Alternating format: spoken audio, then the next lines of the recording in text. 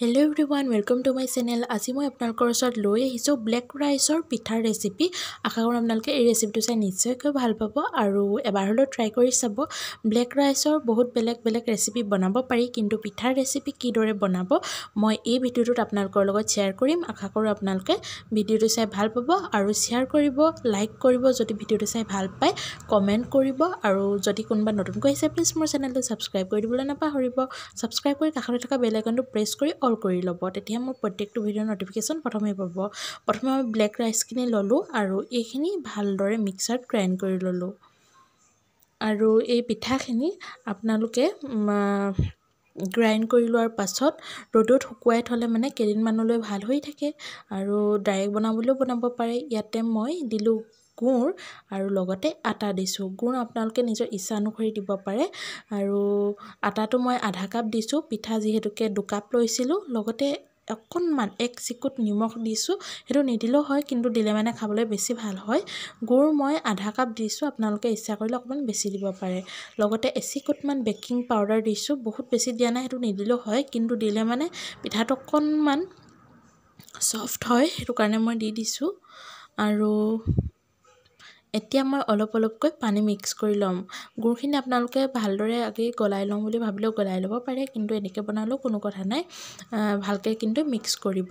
ইয়াত পানী আৰু লাগিব, পানী অকণমান সৰহকৈ দিম আৰু ইয়াৰ কনসিষ্টেন্সিটো আপোনালোকক দেখাই দিছোঁ। ইমানটোমান হ'ব লাগিব। চাওক, বহুত বেছি পাতলাও নকৰিব, বহুত বেছি ডাঠো নকৰিব, তেতিয়া আমাৰ পিঠাটো উঠা ভালদৰে নুঠিব পাৰে। সেইটো কাৰণে আপোনালোকে এইটো কনসিষ্টেন্সিতে বনাব। আৰু মই ভালদৰে ফেটি লৈছোঁ এইখিনি, মানে যিমানে আপোনালোকে গুলিব এইখিনি সিমানে পিঠাটো ভাল হ'ব। আৰু 1 ঘণ্টা সময় ৰেষ্টত ৰাখি দিব।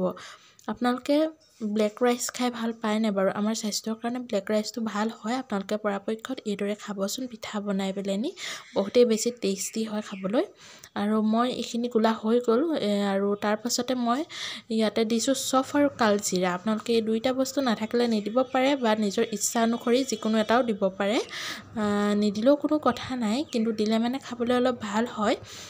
বা অনলি চফ দিব পাৰে, অনলি কালজিৰা দিব পাৰে, যিকোনো এটা দিলেও হৈ যায়।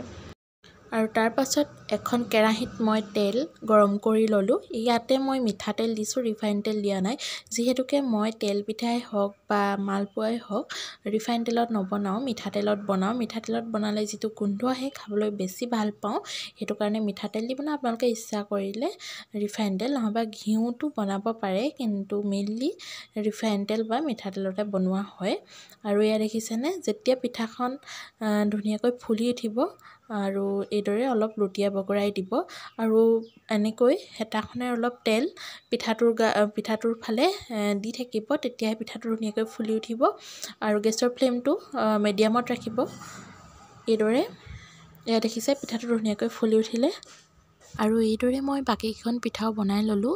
এয়া দেখিছেনে, তেলখিনি অকণমান গৰম হ'ব লাগিব, অকণমান গৰম, বহুত বেছি গৰম হ'বও নালাগে। বহুত বেছি গৰম হ'লেও পিঠাটো সোনকালে দেৰি যোৱাৰ চান্স থাকে বা ভিতৰখন নিসিজিব পাৰে। আৰু এইদৰে মই তেল অলপ দি দিছোঁ আৰু ভালদৰে পিঠাটো লৰাই দিম। এনেকৈ মই গোটেইখিনি পিঠা বনাই ললোঁ। আশা কৰোঁ আপোনালোকে এইদৰে বনাব আৰু খাব। কেনেকুৱা লাগিলে কমেণ্টত জনাব। আৰু কোনোবা যদি মোৰ চেনেলটো নতুনকৈ আছে প্লিজ মোৰ চেনেলটো সাবস্ক্ৰাইব কৰি কাষত থকা বেল আইকনটো প্ৰেছ কৰি অল কৰি দিব, তেতিয়াহে মোৰ প্ৰত্যেকটো ভিডিঅ'ৰ নটিফিকেশ্যন আপোনালোকে প্ৰথমেই পাব। এয়া পিঠা ৰেডি। আপোনালোকে এই পিঠাখিনি বনাই 2 দিন 3 দিনলৈ ভাল হৈ থাকে, খাই থাকিব পাৰিব চাহৰ লগত। আৰু আশা কৰোঁ আপোনালোকে এই পিঠাবিধ এবাৰ ট্ৰাই কৰি চাব। আজিলৈ ইমানেই। আকৌ পুনৰ এটা নতুন ভিডিঅ' লৈ আপোনালোকৰ ওচৰত আহি আছোঁ। আজিলৈ বাই বাই।